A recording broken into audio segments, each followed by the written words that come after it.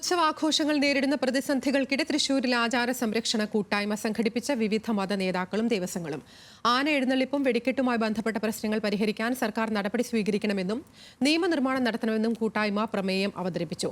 രാഷ്ട്രീയ, സാമുദായിക, സാംസ്കാരിക രംഗത്തെ നിരവധി പേർ കൂട്ടായ്മയുടെ ഭാഗമായി.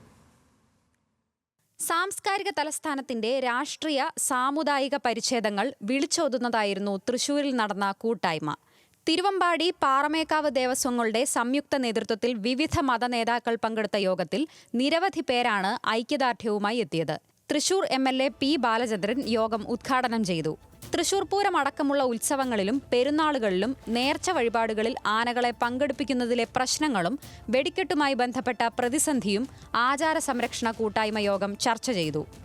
ഉർവരത എന്ന് പറയുന്നത് ഫെർട്ടിലിറ്റി, മണ്ണും മനുഷ്യനും തമ്മിലുള്ള ബന്ധത്തെ ഉറപ്പിക്കുന്ന ഒന്നാണ്.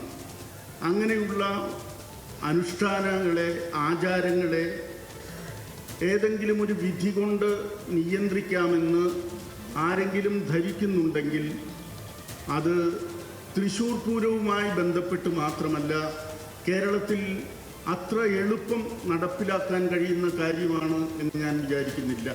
മുതിർന്ന കോൺഗ്രസ് നേതാവ് തേരമ്പിൽ രാമകൃഷ്ണൻ, ചാലക്കുടി MLA സനീഷ് കുമാർ ജോസഫ്, മുൻ മന്ത്രി VS സുനിൽകുമാർ, CPIM സംസ്ഥാന കമ്മിറ്റി അംഗം MK കണ്ണൻ, BJP സംസ്ഥാന vice president B Gopalakrishnan, arch ബിഷപ്പുമാരായ മാർ ആൻഡ്രൂസ് താഴത്ത്, മാർ ഔഗിൻ കുര്യാക്കോസ്, ബ്രഹ്മശ്രീ പുലിയന്നൂർ ശങ്കരൻ നമ്പൂതിരിപ്പാട് തുടങ്ങിയ നിരവധി പ്രമുഖർ പങ്കെടുത്തു. തൃശ്ശൂരിനെ തൃശ്ശൂരാക്കുന്നത് തൃശ്ശൂർ പൂരമാണ്. തൃശ്ശൂർ പൂരമില്ലെങ്കിൽ തൃശ്ശൂരില്ല, തൃശ്ശൂർ സാംസ്കാരിക തലസ്ഥാനമാകുകയില്ല. അതുകൊണ്ട് തൃശ്ശൂർ ഐഡന്റിറ്റിയുടെ ഭാഗമാണ് തൃശ്ശൂർ പൂരം. പ്രതിസന്ധികൾ പരിഹരിക്കാനായി യോജിച്ച് പ്രവർത്തിക്കാൻ യോഗത്തിൽ തീരുമാനമായി. പ്രശ്നങ്ങൾ പരിഹരിക്കാൻ ആവശ്യമായ നടപടികൾ സ്വീകരിക്കണമെന്നും നിയമനിർമ്മാണം നടത്തണമെന്നും കൂട്ടായ്മ പ്രമേയം അവതരിപ്പിച്ചു. യോഗത്തിൽ പങ്കെടുത്തവരുടെ ഒപ്പോടുകൂടി പ്രമേയം P. ബാലചന്ദ്രൻ MLAക്ക് കൈമാറി. തൃശൂർ കോർപ്പറേഷനിലെ 55 കൗൺസിലർമാരും ഇത് സംബന്ധിച്ച പ്രമേയം കൈമാറി. ന്യൂസ് മലയാളം, തൃശൂർ.